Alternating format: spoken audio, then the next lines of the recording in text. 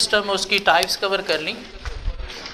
Computer की कोई 6 types थी, इनपुट डिवाइसेस की कुछ टाइप्स थी, आउटपुट डिवाइसेस की टाइप्स थी और कुछ स्टोरेज डिवाइसेस की टाइप्स थी।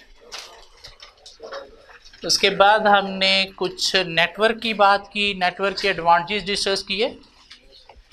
नेटवर्क की कोई 3 टाइप्स भी हैं। नेटवर्क की 3 टाइप्स, लैन, मैन, वैन, ये किसकी टाइप्स हैं? नेटवर्क की। उसके बाद हमने एक टॉपिक सिस्टम आर्किटेक्चर, उसकी 2 टाइप्स कवर कर ली। क्लाइंट सर्वर कंप्यूटिंग, सर्वर की डिफरेंट टाइप्स कवर कर ली। उसके बाद हमने कुछ 4 डेफिनेशंस कवर की, configuration, centralised processing, decentralised processing, multi user operating system mean centralised and distributed operating system mean decentralised. और फिर हमने क्या किया, आईटी और आईएस को डिफरेंशिएट किया। सिस्टम की डेफिनेशन, सिस्टम के कोई 5 ऑब्जेक्टिव कवर कर लिए। फिर हमने बीच में एक कंट्रोल सिस्टम का टॉपिक छोड़ के तो हम नेक्स्ट पे चले गए, डाटा एंट्री, उसके accordingly online processing, batch processing और real time processing. Real time batch को हमने डिफरेंशिएट कर लिया। फिर हम आगे चले गए कुछ स्पेसिफिक आईटी बेस्ड सिस्टम की तरफ। और स्पेसिफिक आईटी बेस्ड सिस्टम में हमें सिस्टम मिले कोई एमआईएस, ईआईएस, डीएसएस, टीपीएस। और उसके बाद हमने कवर किया कोई एक्सपर्ट सिस्टम। उसके बाद हमने कवर किया एफआरएस, फाइनेंशियल रिपोर्टिंग सिस्टम। उसके बाद हमने कवर किया order processing and inventory control system, order processing and inventory control system. और साथ हमने कवर कर लिया पर्सनल सिस्टम। ये कोई 8 सिस्टम हमने अभी तक कवर कर लिए। MIS, EIS top management strategy के लेवल पे यूज़ करती है लॉन्ग टर्म स्ट्रैटेजीज बनाने के लिए। डीएसएस टेक्निकल लेवल पे मैनेजर यूज़ करते हैं short term decision making busting के लिए। टीपीएस ऑपरेशन लेवल्स पे एम्प्लॉयज यूज़ करते हैं रूटीन ट्रांजैक्शन को रिकॉर्ड प्रोसेस करने के लिए। एक्सपर्ट सिस्टम पूरी ऑर्गेनाइजेशन यूज़ करती है, स्पेशली टॉप मैनेजमेंट ही। ये अकाउंट्स, फाइनेंस डिपार्टमेंट यूज़ करता है रिकॉर्ड को मेंटेन करने के लिए, फाइनेंशियल स्टेटमेंट्स प्रोड्यूस करने के लिए। ये ऑर्डरिंग डिपार्टमेंट यूज़ करता है, ये इन्वेंट्री डिपार्टमेंट यूज़ करता है और ये एचआर डिपार्टमेंट यूज़ करता है। मीन काफ़ी सारे सिस्टम है। एचआर का अपना सिस्टम है, इन्वेंट्री का अपना सिस्टम है, ऑर्डरिंग का अपना सिस्टम है, अकाउंटिंग डिपार्टमेंट का अपना सिस्टम है, टॉप मैनेजमेंट का अपना सिस्टम है, मिडल मैनेजमेंट का अपना सिस्टम है। मीन काफ़ी सारे सिस्टम है और हर डिपार्टमेंट के सेपरेट सिस्टम है। तो अगर ये सेपरेट चल रहे हैं तो क्या आपको कोई एक कंप्लीट पिक्चर, कोई एक कंप्लीट इंफॉर्मेशन मिल सकती है? नहीं। तो क्या करना है, इन सारे सिस्टम को आपस में जोड़ना भी ज़रूरी है। इन सारे सिस्टम जो डिपार्टमेंट सेपरेट यूज़ कर रहे हैं, इनको जोड़ने के लिए एक सिस्टम यूज़ होता है जिसे नाम दिया जाता है इंटीग्रेटेड आईटी सिस्टम का। एक ऐसा सिस्टम है, एक ऐसा सॉफ्टवेयर है जो डिफरेंट डिपार्टमेंट्स के ये जो सेपरेट सिस्टम है इनको आपस में लिंक करता है। आपस में क्या करता है? इंटीग्रेट मीन कनेक्ट करता है। क्यों? इससे लिंकिंग से क्या होगा, इनकी आपस में इंफॉर्मेशन का फ्लो जो है वो क्विकर हो जाएगा। इंफॉर्मेशन का फ्लो क्विकर होगा तो उससे एफिशिएंसी भी अचीव होगी। इंफॉर्मेशन जितनी क्विक होगी उतनी कस्टमर सर्विसेज इंप्रूव होंगी या पुअर होंगी? इंप्रूव होंगी। आपस में लिंक है तो एक डिपार्टमेंट दूसरे डिपार्टमेंट से इंफॉर्मेशन ओवर द सिस्टम ही देख सकता है। हाँ, अगर ये 2 सिस्टम आपस में लिंक नहीं है तो इसको ऑर्डर एक्सेप्ट करते वक्त इन्वेंट्री बैलेंस कैसे देखना है, उन्हें कॉल करना पड़ेगी, चल के जाना पड़ेगा भाई कितने यूनिट पड़े हैं। अगर आपस में लिंक्ड हैं तो ना तो चल के जाना पड़ेगा ना ही कॉल करना पड़ेगी। Better informed decision making mean फौरी आपको इंफॉर्मेशन मिलेगी और फौरी आप उसकी बेस पर डिसीजन लोगे। एक ऐसा सिस्टम जो जितने भी डिफरेंट मॉड्यूल्स हैं डिफरेंट सिस्टम है ऑर्गेनाइजेशन के डिपार्टमेंट के, इनको आपस में लिंक करता है, उसे क्या नाम दिया गया है? Integrated IT system. जिसके फायदे हैं, फायदे क्या हैं? एफिशिएंसी अचीव होगी, कस्टमर सर्विसेज इंप्रूव होंगी, एक कंप्लीट इंफॉर्मेशन मिलेगी, डिसीजन मेकिंग क्विक होगी। लेकिन साथ मसले हैं, इंटीग्रेट करना है आपस में, तो आपको इंटीग्रेट करने के लिए कुछ वायर्स चाहिए, डिवाइसेस चाहिए, तो एक्सपेंसिव है, हार्डवेयर ज़्यादा चाहिए। इंटीग्रेट करने के लिए आपको इंटीग्रेशन भी ठीक चल रही है नहीं चल रही, उसकी मॉनिटरिंग के लिए आईटी स्टाफ चाहिए। इंटीग्रेट किया हुआ आपस में, और अगर एक सिस्टम में कोई वायरस आ गया तो इंटीग्रेशन के थ्रू बाकी सारे सिस्टम को भी क्या करेगा? अफेक्ट कर देगा। तो साथ कुछ मसले भी हैं, रिस्क है सिस्टम के अफेक्ट होने का, एक अगर अफेक्ट हुआ तो बाकी भी अफेक्ट हो जाएंगे। हार्डवेयर ज़्यादा चाहिए लिंक करने के लिए, तो एक्सपेंसिव है, और साथ वो लिंकेज भी प्रॉपर चल रहा है या नहीं चल रहा, उसको मॉनिटर करने के लिए आईटी स्टाफ रिक्वायर होता है। हम पढ़ते हैं, पास में एग्जामिनर 2 दफ़ा ये टॉपिक टेस्ट कर चुका है। अभी पिछली अटेम्प्ट में भी उसने कोई 8 से 10 नंबर का ये टॉपिक टेस्ट किया, integrated IT system, on page 180. So an integrated IT system describe the scenarios where all modules of the system are linked and function together as a system in a coordinated fashion. Mean जितने भी different modules हैं, different departments के software हैं, उनको आपस में link करने के लिए, ताकि सब जो है थ्रू कोऑर्डिनेशन मिल के फंक्शन परफॉर्म कर सकें, उसे क्या नाम देंगे? Integrated IT system. An integrated IT system would link a number of underlying modules, like एक फाइनेंस डिपार्टमेंट का देखा जाए तो क्या लिंक करेगा? Account receivable, payables, accruals and prepayments, bank and cash, inventory, purchase, sale, ताकि अगर आप एक जगह से एंट्री एंटर करो, सपोज सेल की ऑर्डर एंटर करो, तो ऑटोमेटिकली उसे क्या हो? रिसीवेबल लेजर भी अपडेट हो जाए, सेल लेजर भी अपडेट हो जाए, इन्वेंट्री लेजर भी अपडेट हो जाए। मीन सारे डिपार्टमेंट की सेपरेट एंट्री करने की ज़रूरत नहीं होगी। कब? जब आपस में लिंक किए हुए हैं। हाँ, जब लिंक नहीं है तो फिर हर डिपार्टमेंट को अपनी अपनी सेपरेट रिकॉर्डिंग करना पड़ेगी। So for example, a new sale order would be simultaneously reflected in the account receivable, sales and inventory module. फायदे हैं इंटीग्रेटेड आईटी सिस्टम के, offer a more complete review, mean पूरे system का review आपको जो है एक ही जगह से मिल जाएगा। पूरी ऑर्गेनाइजेशन की इंफॉर्मेशन मैनेजमेंट इसके थ्रू ले सकती है, हर डिपार्टमेंट की इंफॉर्मेशन ले सकती है। Enable better informed decision making में हेल्प देगा ये। Should ultimately lead to a more efficient operation, इससे टाइम सेविंग होगी, ऑपरेशन में एफिशिएंसी आएगी। Which would lead to greater customer satisfaction and hence profitability, और इससे कस्टमर सेटिस्फैक्शन इंप्रूव होगी थ्रू टाइम सेविंग, एफिशिएंसी, और प्रॉफिटेबिलिटी भी इंक्रीज होगी। लेकिन मसले हैं, greater risk of failure, that if one module fail the whole system could fail. एक मॉड्यूल में वायरस आया तो बाकी सारों में वायरस फैला देगा, क्यों? आपस में लिंक्ड है।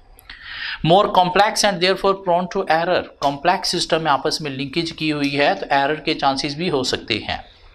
More expensive than stand alone system, और कनेक्ट करने के लिए डिवाइसेस चाहिए, वायर्स चाहिए, तो एक्सपेंसिव भी है। And may require a greater level of support as it need to be bespoke tailored specifically to the organisation, और हर ऑर्गेनाइजेशन का सेपरेट होगा, मीन बनाना पड़ेगा खुद से, तो उसको बनाने के लिए, मैनेज करने के लिए भी सपोर्ट मीन आईटी स्टाफ आपको रिक्वायर है। bespoke का मतलब क्या है? वो सिस्टम जो स्पेसिफिक टू ऑर्गेनाइजेशन होता है। 2 तरह के सॉफ्टवेयर होते हैं, bespoke जो आप अपनी रिक्वायरमेंट के अकॉर्डिंगली कहीं से बनवाते हो, और जो बने बनाए मार्केट से मिल जाते हैं उन्हें नाम देता है जेनेरिक या पैकेजेस का। जो आप खुद से बनाते हो सिस्टम, वो क्या होते हैं? bespoke, टेलर्ड मेड या कस्टमाइज्ड। और जब बने बनाए मार्केट से मिल जाते हैं, लाइक माइक्रोसॉफ्ट वर्ड, एक्सेल, ये क्या है? जेनेरिक पैकेजेस, या इनको ऑफ द शेल्फ का नाम भी दिया जाता है। सिस्टम 2 तरह के होते हैं, bespoke, टेलर्ड मेड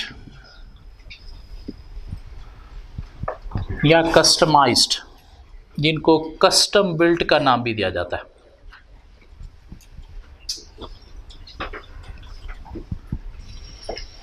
मीन वो सिस्टम जो आप खुद से अपनी रिक्वायरमेंट के अकॉर्डिंगली बनवाओगे वो क्या होगा, bespoke, टेलर्ड मेड या फिर कस्टमाइज्ड मीन कस्टम बिल्ट।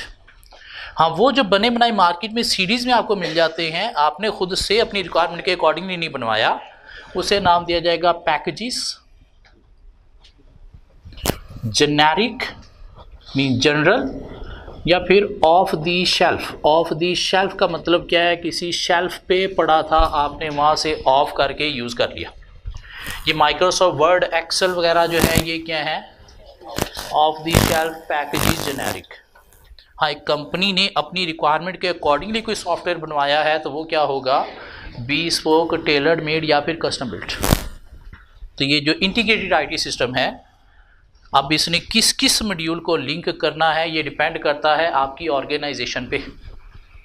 तो अल्टीमेटली आपको क्या करना पड़ेगा, अपनी ऑर्गेनाइजेशन के अकॉर्डिंगली बनवाना पड़ेगा किसी आईटी इंजीनियर से। तो इसलिए इसके लिए सपोर्ट ज़्यादा चाहिए, क्यों, जेनेरिक नहीं है। सो 4 फायदे हैं इंटीग्रेटेड आईटी सिस्टम के। क्या फायदे हैं, कंप्लीट ओवरव्यू मिल जाएगा सिस्टम का, better informed decision making, efficiency achieve होगी, टाइम सेविंग होगी, कस्टमर सर्विसेज इंप्रूव होंगी, प्रॉफिटेबिलिटी इंप्रूव होगी। लेकिन 7 मसले हैं, रिस्क है, if one system fail other will also affect, complex होगा, प्रोन टू एरर होगा और एक्सपेंसिव होगा, और आईटी सपोर्ट ज़्यादा चाहिए होगी, क्यों, bespoke है, स्पेसिफिक टू ऑर्गेनाइजेशन, जेनेरिक नहीं है। सो 9 सिस्टम हमने पढ़ लिए, MIS, EIS, DSS, TPS, expert, FRS, order processing, inventory control, personnel, और इन सब को आपस में लिंक करने वाला क्या है, इंटीग्रेटेड आईटी सिस्टम। मतलब क्या हुआ कि हर डिपार्टमेंट का अपना सेपरेट सिस्टम है, हर डिपार्टमेंट का अपना सेपरेट सिस्टम है, और ये जो सेपरेट सिस्टम है इनको अगर आपस में लिंक करना है तो क्या बन गया, इंटीग्रेटेड आईटी सिस्टम। एक और भी सिस्टम होता है जिसको नाम दिया जाता है ERP, stand for enterprise resource planning. ERP, enterprise resource planning system क्या है कि बजाय इसके कि हर डिपार्टमेंट अपना सेपरेट सॉफ्टवेयर सिस्टम यूज करें और बाद में आप उनको क्या करो, इंटीग्रेटेड आईटी सिस्टम के थ्रू आपस में लिंक कनेक्ट करो। ERP क्या है, एक ही सॉफ्टवेयर है जो पूरी ऑर्गेनाइजेशन का हर डिपार्टमेंट यूज करेगा। मीन ERP क्या है, एक ऐसा सॉफ्टवेयर जो ऑर्गेनाइजेशन के हर डिपार्टमेंट की रिक्वायरमेंट को कवर कर रहा है। मीन इसके अंदर डिफरेंट मॉड्यूल्स है। एक मॉड्यूल है इन्वेंट्री का जो इन्वेंट्री डिपार्टमेंट वाले यूज़ करेंगे, एक मॉड्यूल है HR का जो HR डिपार्टमेंट वाले यूज़ करेंगे, एक मॉड्यूल है अकाउंटिंग एंड फाइनेंस का जो अकाउंटिंग डिपार्टमेंट वाले यूज़ करेंगे, एक मॉड्यूल है प्लानिंग का, डिसीजन मेकिंग का जो top management middle management use करेगी। बजाय इसके कि हर डिपार्टमेंट सेपरेट सॉफ्टवेयर यूज़ करें, ये एक ही सॉफ्टवेयर क्या कर रहा है, हर डिपार्टमेंट की रिक्वायरमेंट को कवर कर रहा है। और जब एक ही सॉफ्टवेयर हर डिपार्टमेंट के रिक्वायरमेंट को कवर कर रहा है तो उसे क्या नाम दे दिया गया है, ERP, enterprise resource planning. Mean enterprise पूरी कंपनी के रिसोर्सेज की प्लानिंग मीन मैनेजमेंट से रिलेटेड ये सॉफ्टवेयर है। और आजकल ऑर्गेनाइजेशन क्या कर रही है, मूव हो रही हैं टुवर्ड्स ERP। मीन एक ही सॉफ्टवेयर यूज़ किया जाए, एक ही सॉफ्टवेयर जो हर डिपार्टमेंट यूज़ कर रहा है, बजाय इसके कि हर डिपार्टमेंट अपना सेपरेट सिस्टम लेके बैठा हुआ है, बाद में आप उनको इंटीग्रेट आपस में करते रहो। नहीं, एक ही सॉफ्टवेयर लो जो हर डिपार्टमेंट क्या करे, अपने से रिलेटेड काम उसी सॉफ्टवेयर के थ्रू करे। मीन इसके अंदर क्या बन गए हैं, डिफरेंट मॉड्यूल्स बनाए गए हैं जो हर डिपार्टमेंट के काम को कवर कर रहे हैं। मीन सेपरेट सॉफ्टवेयर की बजाय एक कंबाइंड सॉफ्टवेयर जो होल ऑर्गेनाइजेशन के फंक्शन को कवर कर रहा है, वो क्या है, ERP, enterprise resource planning. So enterprise resource planning is a software that allow an organization to use a system of integrated application to manage the business and automate many back office function related to technology, services and human resources. Mean business के जितने भी functions हैं सबको manage करने में through automation help दे रहा है। इसके कुछ फीचर्स हैं। ERP provides organization wide coordination and integration of key business processes. इसको प्लीज सिंप्लीफाई कर लें. ERP provides organization wide coordination. ERP provides organization wide coordination. बीच में से सिंगल इंफॉर्मेशन सिस्टम फार काट दें. CRP provides organization wide coordination and integration of key business processes. Mean इसके through business के अंदर प्रोसेसेस के अंदर कोऑर्डिनेशन जो है वो क्रिएट करने में हेल्प मिलेगी. क्यों? सारे क्या कर रहे हैं? एक ही सॉफ्टवेयर को यूज कर रहे हैं. इंफॉर्मेशन, बल्कि इंफॉर्मेशन से पहले एक वर्ड यूज करें, fragmented. Fragmented information can flow throughout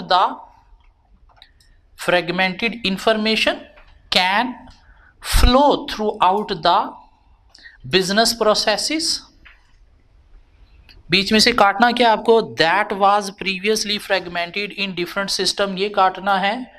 Seamlessly काटना है. और उसके बाद throughout के बाद दा के बाद form so that it can be shared by काटना है.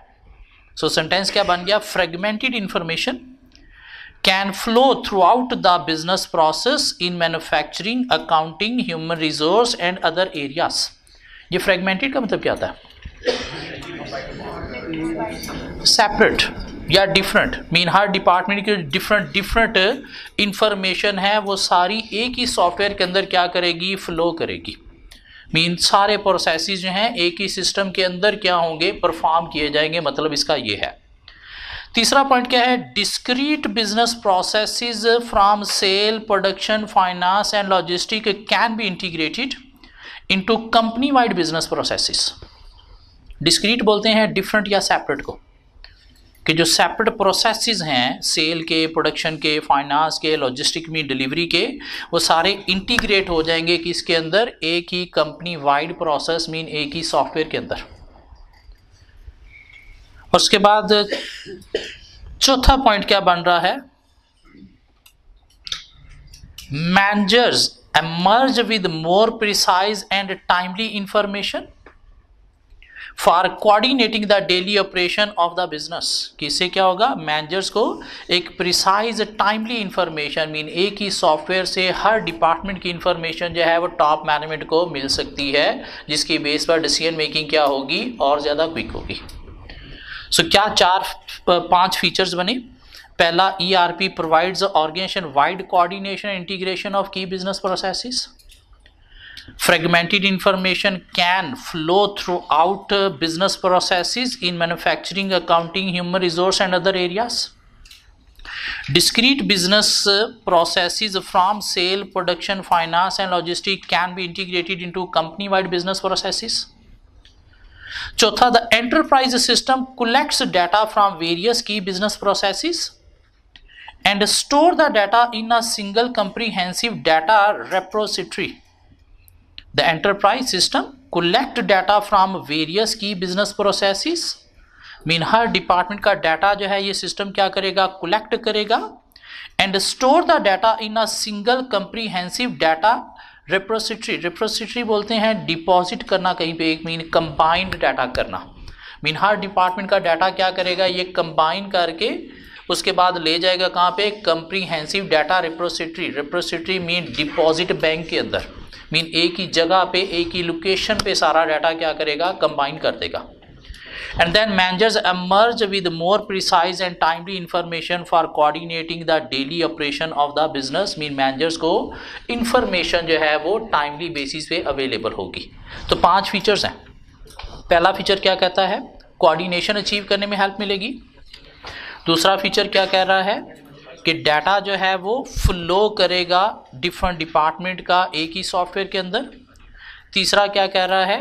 कि discrete business operation, different business operation जो हैं वो एक ही सिस्टम के अंदर मैनेज होंगे.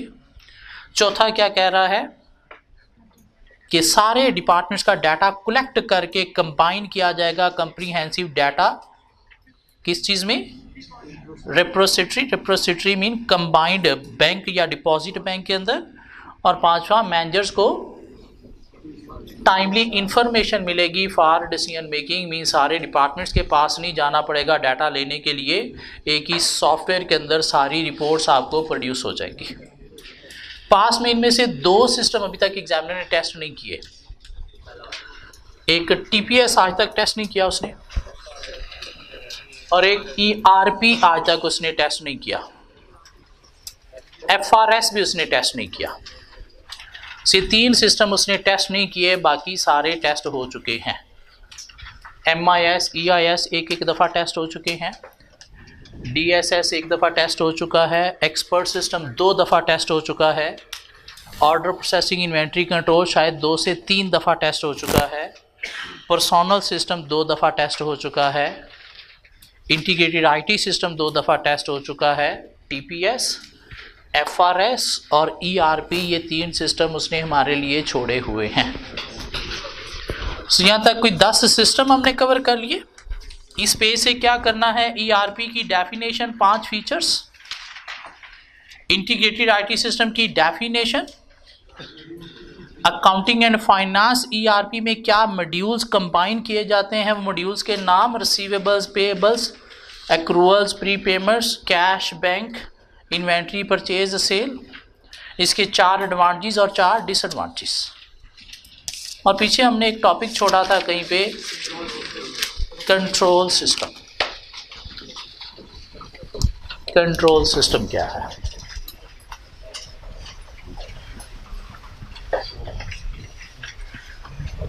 इसकी आगे 2 टाइप्स हैं, क्लोज लूप कंट्रोल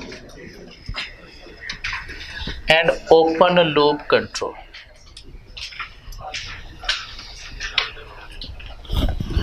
ये कंट्रोल्स का मतलब क्या था? एक ऑर्गेनाइजेशन का कंट्रोल सिस्टम है, इसका मतलब क्या होगा? कुछ पॉलिसीज, प्रोसीजर्स जो ऑर्गेनाइजेशन के अंदर इंप्लीमेंट होते हैं, जिसको लोग फॉलो कर रहे होते हैं, उसे नाम देता है कंट्रोल्स का। और वर्ड आता है इंटरनल कंट्रोल सिस्टम, इसका मतलब क्या है? ऑर्गेनाइजेशन की पॉलिसीज, प्रोसीजर जो लोगों को फॉलो करनी है। तो कंट्रोल सिस्टम क्या है? Policies, procedures. हाँ, कंप्यूटर में कंट्रोल सिस्टम क्या होगा? वो डिवाइसेस जो यूज़ होती हैं चीज़ों को मैनेज करने के लिए, एक्टिविटीज़ को मैनेज करने के लिए, उसे क्या नाम दिया जाएगा? कंट्रोल सिस्टम का। अब ये कंट्रोल्स जो हैं वो 2 तरह के होते हैं, close loop control and open loop control. कहते हैं जो क्लोज लूप कंट्रोल हैं ये क्या हैं? Like a thermostat in a heating system, mean built in control. क्या है? बिल्ट इन कंट्रोल हैं, लाइक थर्मोस्टेट हैं इन हीटिंग सिस्टम। मतलब क्या? कंट्रोल्स ऐसे होते हैं ऑर्गेनाइजेशन के जो कि फिक्स होते हैं, जो चेंज एनवायरनमेंट से नहीं होते। मीन वैसे ही ऑर्गेनाइजेशन में वो चलते रहते हैं, चाहे एनवायरनमेंट में जो मर्जी होता रहे। उन्हें हम नाम देते हैं close loop control. Mean built in control हैं, फिक्स्ड कंट्रोल हैं, like thermostat in a heating system. Mean बाहर जो मर्जी हो, अंदर का टेम्परेचर हमने ऐसे ही मैनेज रखना है। उसे क्या नाम देंगे? Close loop control. जिसकी एग्जांपल क्या है? स्टॉक कंट्रोल या फिर क्रेडिट कंट्रोल। स्टॉक या क्रेडिट कंट्रोल। स्टॉक कंट्रोल क्या है कि हमें इन्वेंट्री को मैनेज करना है लाइफो पे या फाइफो पे। ये कंपनी की मैनेजमेंट की प्रेफरेंस है, उसने हमेशा इन्वेंट्री को ऐसे ही मैनेज करना है, चाहे मार्केट में जो मर्जी होता फिर। क्रेडिट कंट्रोल क्या है कि हमने कस्टमर को क्रेडिट डेज अलाउ करने हैं 45 या 50, तो हमारी मर्जी है, मार्केट में जो मर्जी होता फिर। जैसे ही 45 डे से ऊपर गया तो हमने कस्टमर से रिकवरी करना ही करना है, ताकि क्रेडिट जो है वो बैड ना हो जाए। तो ये क्या है? Built in control, like thermostat in a heating system, mean fixed control. इसे क्या नाम दिया जाएगा? Close loop control. क्या एग्जांपल है? स्टॉक कंट्रोल या फिर क्रेडिट कंट्रोल। कुछ कंट्रोल्स ऐसे होते हैं जो बिल्ट इन नहीं होते, डिपेंड करते हैं किस चीज पे? एनवायरनमेंट पे। Like no thermostat. मीन बाहर का जो टेम्परेचर है, बाहर जो फैक्टर्स हैं वो इन कंट्रोल्स को अफेक्ट करेंगे, उसे हम क्या नाम देंगे? Open loop control. मीन हमें बाहर से कोई इनपुट मिलेगी, उसके अकॉर्डिंगली हमने चलना है, अपनी मन मर्जी के ऊपर नहीं चलना। ये क्या है? Open loop control. मीन जो एनवायरनमेंट से अफेक्ट होते भी हैं और एनवायरनमेंट को अफेक्ट करते भी हैं।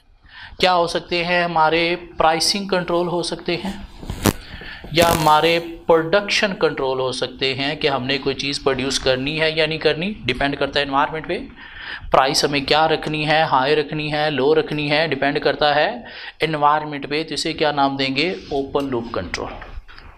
सो क्लोज लूप कंट्रोल क्या है? वो कंट्रोल जो बिल्ट इन है, like thermostat in a heating system है, मीन एनवायरनमेंट से अफेक्ट नहीं होते। कंपनी ने डिसाइड करना है हमने ये कैसे लेके चलने हैं, लाइक स्टॉक कंट्रोल है या फिर क्रेडिट कंट्रोल है। हाँ, कुछ हमारे ऐसी पॉलिसीज़ होती हैं जो एनवायरनमेंट से अफेक्ट होती हैं, मीन बाहर से हमें कोई इनपुट मिलती है और हमने क्या करना है, उसके अकॉर्डिंगली चलना है।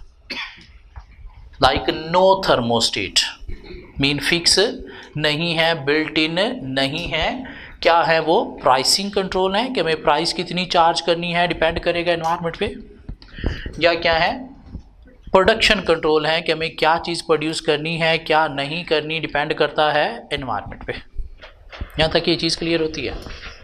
कंट्रोल सिस्टम क्या है? पॉलिसीज, प्रोसीजर्स या devices used to manage business operations, tools use to manage business operations, उसे क्या नाम दिया जाएगा? कंट्रोल सिस्टम का। Tools, devices use to manage different operations, वो क्या है? Control system. हाँ, उसमें जो कंट्रोल्स हैं वो दो तरह के हैं। Close loop control, built in fixed control, like thermostat in a heating system, जो बाहर एनवायरनमेंट से अफेक्ट नहीं होंगे। क्या है? स्टॉक कंट्रोल या फिर credit control. Open loop control क्या है? Like no thermostat, pricing control या फिर प्रोडक्शन कंट्रोल। यहां तक की समझ आई? अब थोड़ा सा इसको चेंज करते हैं। कहते हैं जो क्लोज लूप कंट्रोल हैं ये क्या है? Feedback control. इनको क्या नाम दिया जाता है? फीडबैक कंट्रोल का। जबकि जो ओपन लूप कंट्रोल हैं ये क्या है? Non feedback control. Close loop control क्या है? फीडबैक कंट्रोल, जबकि ओपन लूप कंट्रोल क्या है? Non feedback control. Mean close loop control में क्या करती है मैनेजमेंट ने? क्या किया? एक सिस्टम में कोई चीज़ इनपुट की तो उसकी आउटपुट को देखा जाएगा और आउटपुट से फीडबैक लेके फिर अपनी पॉलिसीज को चेंज किया जाएगा। लेकिन क्या है? कंपनी की मैनेजमेंट ही डिसाइड कर रही है, बाहर से कोई बंदा डिसाइड नहीं कर रहा। मीन मैनेजमेंट क्या करेगी? एक चीज़ बनाई, उसके अकॉर्डिंगली एक काम हुआ और जो काम हुआ उसकी आउटपुट को देखा और जो बनाया था आपने प्लान उसके साथ कंपेयर किया, फीडबैक मिला और उसके बाद आपने डिसाइड किया फ्यूचर में हमें क्या करना है। लाइक बजट आपने बनाया, उसके बाद एक्चुअल परफॉर्मेंस को बजट के साथ कंपेयर किया, अगर अचीव हुई है तो ठीक है ऐसे ही चलने दिया, नहीं अचीव हुआ तो मैनेजमेंट ने डिसाइड किया अब हमें और क्या करना है। इसमें क्या बाहर से कहीं से कोई आपको रिस्पॉन्स मिला है? नहीं। मीन मैनेजमेंट खुद ही क्या कर रही है? एक फीडबैक खुद से ले रही है, इनपुट आउटपुट को कंपेयर करते हुए। इनपुट क्या था? बजट। आउटपुट क्या थी? Actual performance. और कंपेयर करके आपने फीडबैक लिया और उसके बाद आपने पॉलिसीज डिफाइन की फ्यूचर की कि अब हमें कैसे चलना है। ये क्या है? Feedback control. ये क्या है? Non feedback. नॉन फीडबैक का मतलब क्या है कि आप इनपुट आउटपुट को कंपेयर नहीं कर रहे। आपको जो इनपुट कहीं से मिल रही है, कहाँ से मिल रही है? बाहर से कहीं से मिल रही है, आप उसी के अकॉर्डिंगली चीज़ों को चला रहे हो। इनपुट को आउटपुट से कंपेयर करके आप कोई फीडबैक नहीं ले रहे। मीन सिर्फ इनपुट जो मिल रही है कहीं से, किसी ने आपको ऑर्डर कर दिया, गवर्नमेंट ने ऑर्डर कर दिया ऐसे करो, शेयर होल्डर ने ऑर्डर कर दिया ऐसे करो, तो आप क्या कर रहे हो? सिर्फ उसी इनपुट के अकॉर्डिंगली चल रहे हो। आउटपुट को आप नहीं देख रहे, कोई फीडबैक आप नहीं ले रहे। मीन इसमें जो भी पॉलिसीज होंगी वो इनपुट के अकॉर्डिंगली होंगी, इसमें जो भी पॉलिसीज होंगी वो आउटपुट के अकॉर्डिंगली, फीडबैक जो मिलेगा उसके अकॉर्डिंगली होगी। मीन पॉलिसीज आप डिफाइन कर रहे हो कैसे? खुद से फीडबैक लेके उसके अकॉर्डिंगली, मीन इनपुट आउटपुट को कंपेयर करते हुए। इसमें आप आउटपुट को नहीं देख रहे, कोई फीडबैक नहीं देख रहे, सिर्फ इनपुट जो आपको मिल रही है कहीं से, जो इंफॉर्मेशन मिल रही है कहीं से, बाहर से कहीं से, उसके अकॉर्डिंगली आप अपनी पॉलिसीज बना रहे हो। हमें प्रोडक्शन किस चीज़ की करनी है, मार्केट से इंफॉर्मेशन मिलेगी। हमें प्राइस कितनी रखनी है, मार्केट से इंफॉर्मेशन मिलेगी। लेकिन इधर स्टॉक को कैसे मैनेज करना है, मार्केट नहीं, हम डिसाइड करेंगे कैसे मैनेज करना है। वो अल्टीमेटली हम देखेंगे, पास्ट में हमने अगर लाइफो पे किया था और वो फेल हो गया तो अब फाइफो पे करना है। पास्ट में अगर हम फाइफो पे चल रहे थे, वो फेल हो गया तो अब लाइफो पे चलना है। क्रेडिट कंट्रोल, हमने कस्टमर को कितने डेज अलाउ करने हैं, 30 करने हैं, 40 करने हैं, 45 करने हैं, तो हमारी कैपेसिटी पे डिपेंड करता है कि अगर 60 डेज अलाउ करने से हमारा कैश फ्लो मैनेज हो रहा था तो हम 60 पे चलेंगे। ठीक है, अगर पास्ट में हमने 60 डेज अलाउ किए थे, उससे हमारी कैश फ्लो मसला आ गया, क्यों कस्टमर से जल्दी रिकवरी नहीं हो रही थी, हमारे पास कैश शॉर्ट हो जाता था, तब हमने उसको कम करके कितने पे ले आए, सपोज 30 या 40 डेज पे ले आए। ठीक है, हमने खुद से डिसाइड करना है, किसी ने बाहर से डिसाइड नहीं करना। जबकि इसमें क्या है, बाहर से हमें कोई इनपुट देगा, उसके अकॉर्डिंगली हम डिसाइड करेंगे कि हमें पॉलिसीज़ क्या बनानी है। सो क्लोज लूप कंट्रोल क्या है, ऐसे कंट्रोल जो बिल्ट इन है, like thermostat in a heating system है, और क्या है, फीडबैक के अकॉर्डिंगली चलते हैं।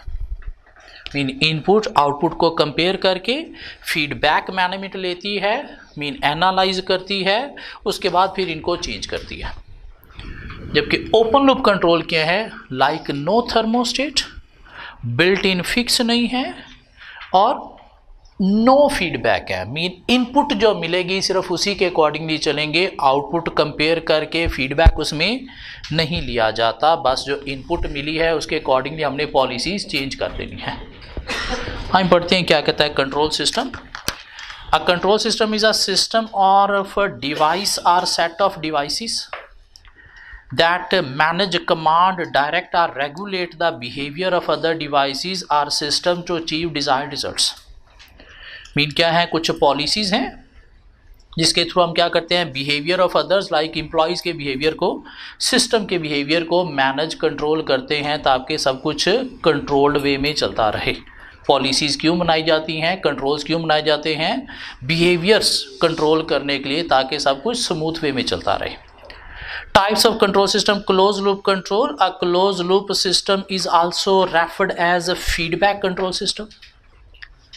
These systems record the output instead of input and modify it according to the need. Mean output के अकॉर्डिंगली फीडबैक लेते हुए आप क्या करोगे, अपने सिस्टम को, अपनी पॉलिसीज को मॉडिफाई, चेंज करोगे। It generates a preferred condition of the output as compared to the original one. Preferred mean actual, original one क्या थी, आपकी जो प्लानिंग थी, बजट था। It doesn't encounter any external और इंटरनल डिस्टर्बेंसेस, मीन बाहर से किसी इन्वायरमेंट से ये इफेक्ट नहीं होंगे, मैनेजमेंट डिसाइड करेगी। They do have inbuilt control, actual output is compared with planned output and appropriate corrective action is taken. Example क्या है, budgetary control system through which results are monitor, deviations from plans are identified and corrective actions are taken. Mean actual को budget से आपने compare किया, budget क्या था आपका input, actual क्या था आउटपुट, कंपेयर करने से फीडबैक मिला, तो उसके बाद आपने करेक्टिव एक्शन लिए, मीन फ्यूचर की प्लानिंग की, फ्यूचर की पॉलिसीज, कंट्रोल्स डिफाइन किए। The market research department of a manufacturing company may monitor the demand and profitability of product line and advise management to cease, decrease or increase production of certain product line. Mean market research ने क्या किया, feedback लिया research करके और उसके accordingly production department को बताया कि भाई अब हमें क्या क्या करना है। स्टॉक और credit control system where the system automatically check response, कि हमें स्टॉक कैसे मैनेज करना है, क्रेडिट डेज कितने अलाउ करने हैं। या air conditioner function depending upon the temperature of the room, mean air condition automatic पे अगर आपने सेट कर दिया कि इतना टेम्परेचर होना चाहिए, तो क्या करेगा, ये जो सेट कर दिया इतना टेम्परेचर होना चाहिए, ये क्या है, एक इनपुट, तो क्या करेगा, रूम का टेम्परेचर वो चेक करेगा और उसके अकॉर्डिंगली ऑटोमेटिकली जो है वो हवा को तेज़ या कम करता रहेगा। मीन ये क्या कर रहा है, फीडबैक के अकॉर्डिंगली चल रहा है। बाहर रूम के बाहर क्या हीटिंग टेम्परेचर है उसको नहीं देख रहा, क्या है, इनबिल्ट चल रहा है। मीन रूम के अंदर ही जो चीज़ें हैं उसके थ्रू फीडबैक लेके ये अपने आप को एडजस्ट कर रहा है। मीन फ़ैन की आपने स्पीड तेज़ करनी है, स्लो करनी है, किस पे डिपेंड कर रहा है, एयर कंडीशनर पे। लेकिन वो कैसे स्लो या तेज़ कर रहा है, according to room temperature. Outside the room क्या टेम्परेचर है उसे नहीं देख रहा वो, क्या ख्याल है, inbuilt, like thermostat in a heating system. So define करके हम इसकी कोई 2-3 एग्जाम्पल दे सकते हैं। ओपन लूप कंट्रोल क्या है, open loop control system takes input under the consideration and it doesn't react on the feedback to obtain the output। Mean output पे feedback पे रिएक्शन नहीं कर रहा, सिर्फ इनपुट के अकॉर्डिंगली चल रहा है। This is why it is also called a non feedback control system. There are no disturbances or variations in this system and works on fix condition. They do not have inbuilt controls. The controls comes from outside the system। In industry market से हमें जो information मिलेगी उसके accordingly हम चीज़ों को change करेंगे। हम ढीठ बन के लाइक क्लोज लूप कंट्रोल नहीं रहेंगे, अपने आप पे डिसीजन नहीं लेंगे। Example, pharmaceutical industry, if a license for a particular drug is withdrawn by the government, external influence control, the pharmaceutical company will be forced to stop production of that drug। Automatic washing machine runs according to present time irrespective of whether washing is complete or not। Mean आपने input दी, बस इतने minute आपने चलना है, 15 minute चलना है, आधा घंटा चलना है, 1 घंटा चलना है, तो जो इनपुट मिली है उसके अकॉर्डिंगली ही काम चलेगा। आउटपुट कपड़े प्रॉपर साफ हुए हैं या नहीं हुए हैं उसने 15 मिनट ही चलना है, उसके बाद बंद हो जाना है। क्यों, जो बाहर से उसे इंस्ट्रक्शन मिली है, इनपुट मिली है, उसके अकॉर्डिंगली ही सिस्टम चलेगा। आउटपुट को नहीं देखा जा रहा कि कपड़े प्रॉपर्ली वॉश हुए हैं 15 मिनट में या नहीं हुए, नहीं, आपने जो इनपुट दी उसने उसके अकॉर्डिंगली चलना है। जबकि क्लोज लूप में क्या था, आउटपुट को देखा जाता है, वहाँ से फीडबैक लिया जाता है, उसके बाद जो है वो सिस्टम अपनी पॉलिसीज डिफाइन करके चलता है। जबकि इसमें आउटपुट नहीं, किसको देखा जा रहा है, इनपुट को देखा जा रहा है। Traffic signal light changes signal on present timing irrespective of traffic flow. उसमें एक टाइमिंग सेट कर दी गई है कि आपने ये सिग्नल जो है वो सपोज आधा घंटा ग्रीन रखना है, उसके बाद रेड करना है। ये टाइमिंग किसने सेट की है, ट्रैफिक वार्डन ने। अब वो सिग्नल ने ऑटोमेटिकली क्या करना है, 30 सेकंड्स के बाद रेड होना है, चाहे ट्रैफिक सारी गुजर गई है, चाहे बीच में स्टक है, चाहे नहीं गुजरी, उसने इनपुट के अकॉर्डिंगली ही चलना है। आउटपुट को उसने नहीं देखना कि ग्रीन करने से क्या सारी ट्रैफिक गुजर गई है उसके बाद मैं रेड करूं, नहीं, ऐसा काम नहीं हो रहा। सो वो कंट्रोल्स, वो पॉलिसीज जो इनबिल्ट हैं, इनबिल्ट का मतलब क्या है, बाहर से एक्सटर्नल इन्फ्लुएंसेस को नहीं देख रही, ऑन इट्स ऑन ही चल रही हैं, खुद से ही इनपुट आउटपुट को कंपेयर करके डिसाइड होती हैं, वो क्या है, क्लोज लूप कंट्रोल, जिनको फीडबैक कंट्रोल का नाम दिया जाता है। मीन इसमें इनपुट आउटपुट दोनों को कंपेयर करके फीडबैक लेके फिर पॉलिसीज डिफाइन की जाती हैं। और वो पॉलिसीज जिसमें फीडबैक का सिस्टम नहीं है, जिसमें आउटपुट को नहीं देखा जा रहा, सिर्फ इनपुट के ऊपर चल रही है, और इनपुट भी कहाँ से मिल रहा है, बाहर से मिल रहा है, इनबिल्ट नहीं है। बाहर से कहाँ से, इंडस्ट्री मार्केट से मिल रहा है, उसे क्या नाम देंगे, ओपन लूप कंट्रोल का। क्लोज लूप कंट्रोल की एग्जांपल्स हैं हमारे पास, बजटरी कंट्रोल है, क्रेडिट कंट्रोल स्टॉक कंट्रोल है, एयर कंडीशन टेम्परेचर कंट्रोल है, मार्केट रिसर्च कंट्रोल है। ओपन लूप कंट्रोल की हमारे पास एग्जांपल्स हैं, फार्मास्यूटिकल, बैन होगी तो अल्टीमेटली बाहर से आपको पता चला बैन होगी तो प्रोडक्शन बंद करनी है। ऑटोमेटिक वॉशिंग मशीन है, इनपुट के अकॉर्डिंगली चलेगी, या फिर ट्रैफिक फ्लो है। ये जो क्लोज लूप में एक एग्जांपल थी मार्केट रिसर्च वाली, ये काट दें, थोड़ी सी कंफ्यूजिंग है ये, कि मार्केट रिसर्च के अकॉर्डिंगली आपने क्या किया, प्रोडक्शन बंद की, तो इसमें थोड़ा सा मार्केट का अमल दखल तो है, क्या ख्याल है, इसलिए इसको काट दें। बाकी 3 एग्जांपल हमारी सिंप्लीफाई हो जाएंगी, बजटरी, स्टॉक क्रेडिट कंट्रोल और एयर कंडीशन वाला क्लोज लूप कंट्रोल। और ओपन लूप में आ जाएगी फार्मास्यूटिकल, गवर्नमेंट ने बैन किया, मार्केट से इंफॉर्मेशन मिली, या automatic washing machine mean input पे चल रही है, आउटपुट पे नहीं, और ट्रैफिक सिग्नल ये भी इनपुट पे चल रहा है, आउटपुट पे नहीं।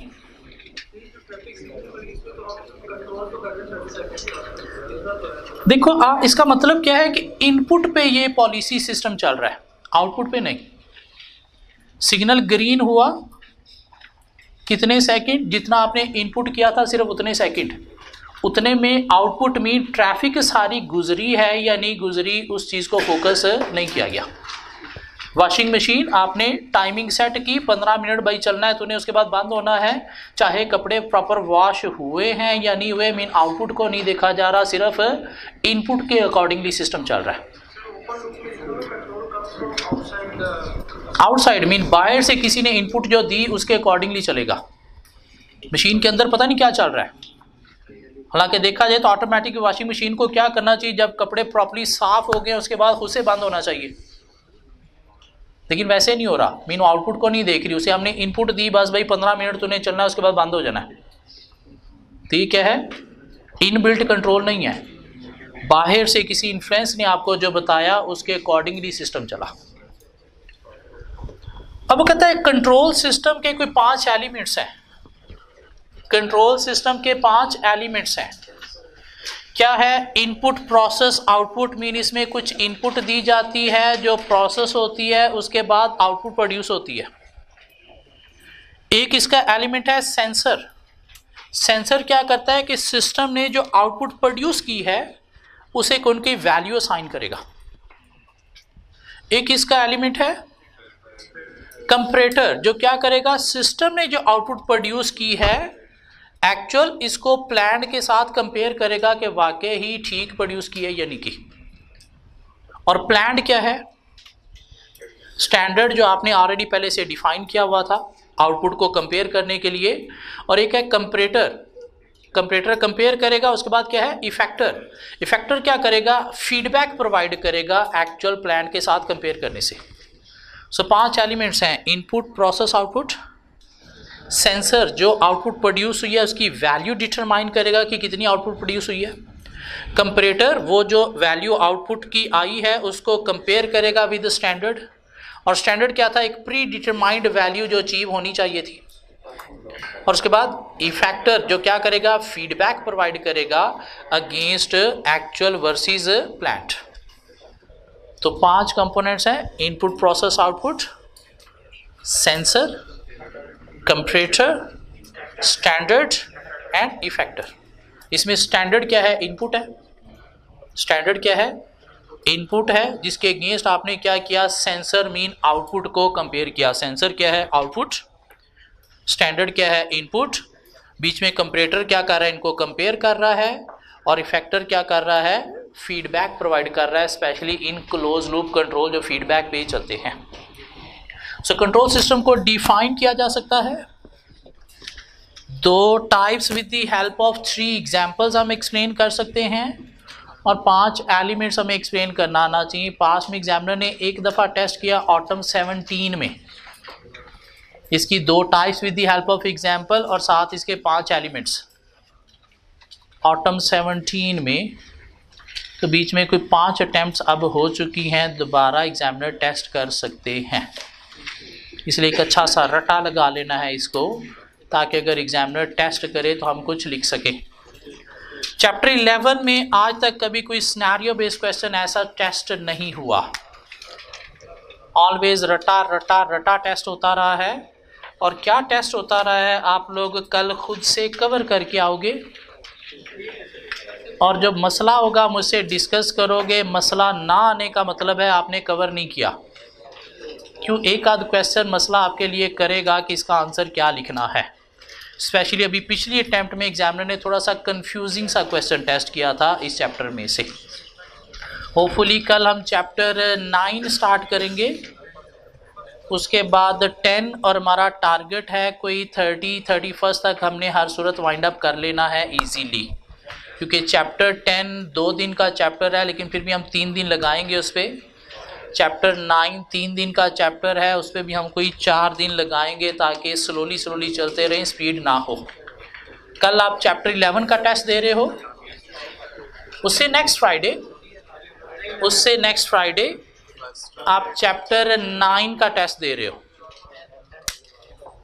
उसके बाद फिर देखेंगे 10 का टेस्ट कब देना है, और 31 से 5 फरवरी तक हमने कोई 6 टेस्ट जो है वो पहले 7 चैप्टर के कवर करने हैं। चैप्टर 1, 2, 3, 4, 5 का एक टेस्ट, 7 का एक टेस्ट, 6 का एक टेस्ट। बाद में अगर आप कहोगे तो 5 के बाद हम कोई 8, 9, 10 इनके भी दोबारा टेस्टिंग कर लेंगे। लेकिन कोशिश करो अगर आप 5 फरवरी तक ये टेस्ट दे लेते हो तो BMBS 5 फरवरी तक हमारा अच्छा खासा ग्रिप में आके प्रिपेयर ना सिर्फ हो जाएगा, पास होने के चांसेस भी बन सकते हैं। इसलिए कोशिश करनी है प्लीज़ वो एंड वाले टेस्ट जो हैं वो मिस नहीं करने, वहाँ से रिवीजन प्रिपरेशन जो है वो अच्छी हो जाएगी। कल मिलते हैं दोबारा।